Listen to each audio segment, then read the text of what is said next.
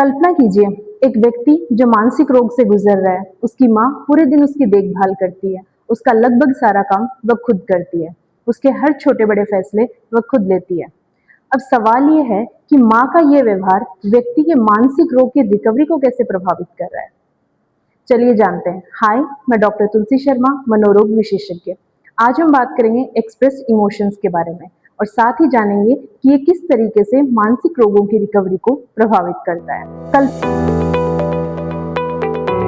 जब भी कोई व्यक्ति मानसिक रोग से गुजरता है तो उसके परिवार के सदस्यों का उस व्यक्ति के प्रति जो रवैया होता है, जो व्यवहार होता है या फिर अपनी भावनाओं को व्यक्त करने का जो तरीका होता है, उसे ही हम एक्सप्रेस्ड इमोशंस कहते हैं।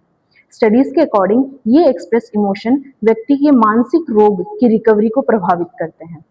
ये एक्सप्रेस इमोशन पॉजिटिव हो सकते हैं, नेगेटिव हो सकते हैं। नेगेटिव एक्सप्रेस इमोशन मानसिक बीमारी की रिकवरी को धीमा कर देते हैं, जबकि पॉजिटिव मानसिक बीमारी में सुधार लाते हैं।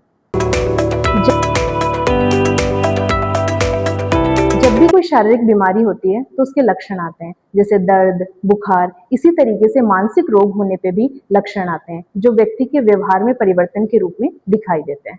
और उसी व्यवहार में परिवर्तन के आधार पर अगर व्यक्ति को नेगेटिव कमेंट्स करे जाएं, उसकी बार बार गलतियां निकाली जाएं, तो उसे ही हम क्रिटिसिज्म कहते हैं।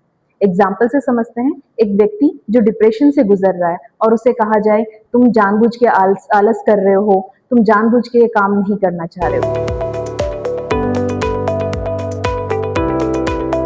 हॉस्टिलिटी, इसमें क्या होता है कि व्यक्ति के मानसिक रोग को समस्या नहीं समझा जाता है, बल्कि व्यक्ति को ही समस्या समझ लिया जाता है और उसे कुछ इस तरीके से कहा जाता है कि ये परिवार पे बर्डन है, ये कुछ नहीं कर सकता, ये अपनी लाइफ में कुछ नहीं कर पाएगा। इस तरह के कमेंट्स जो हैं उस पर करे जाते हैं।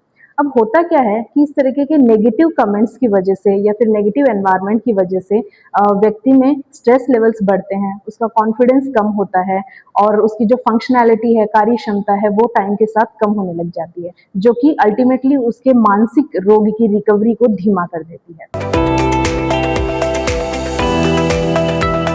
इमोशनल ओवर इन्वॉल्वमेंट, इसमें क्या होता है कि परिवार का सदस्य व्यक्ति के मानसिक रोग का कारण खुद को मान लेता है और गिल्ट में आ जाता है, उसकी सारी देखभाल में लग जाता है, लगभग उसके सारे काम खुद ही करने लग जाता है, उसकी सारी जिम्मेदारियां खुद उठाने लग जाता है, उसके लिए सारे फैसले खुद लेता है। अब देखने में ऐसा लग रहा है कि ये चीज व्यक्ति के मानसिक रोग को सुधारेगा, लेकिन वास्तविकता में क्या होता है कि लगातार व्यक्ति अपनी जिम्मेदारियां नहीं उठाता है, अपने काम नहीं करता है, तो उसका धीरे धीरे कॉन्फिडेंस जो है वो कम होने लग जाता है और वो कंप्लीटली अपने फैमिली पे डिपेंडेंट हो जाता है, जो कि अल्टीमेटली उसके मानसिक रोग की रिकवरी को धीमा करेगा। इस वीडियो में हमने जाना कि पारिवारिक व्यवहार का मानसिक रोगों पर प्रभाव पड़ता है, लेकिन साथ ही हम ये चीज भी समझ सकते हैं कि परिवार मानसिक रोग से गुजरने वाले व्यक्ति का बुरा नहीं चाहता, वह यही चाहता है कि उसमें सुधार हो, उसकी बीमारी ठीक हो जाए, लेकिन फिर भी उसके व्यवहार में ये क्यों नहीं दिखाई देता है, ये हम जानेंगे नेक्स्ट वीडियो में।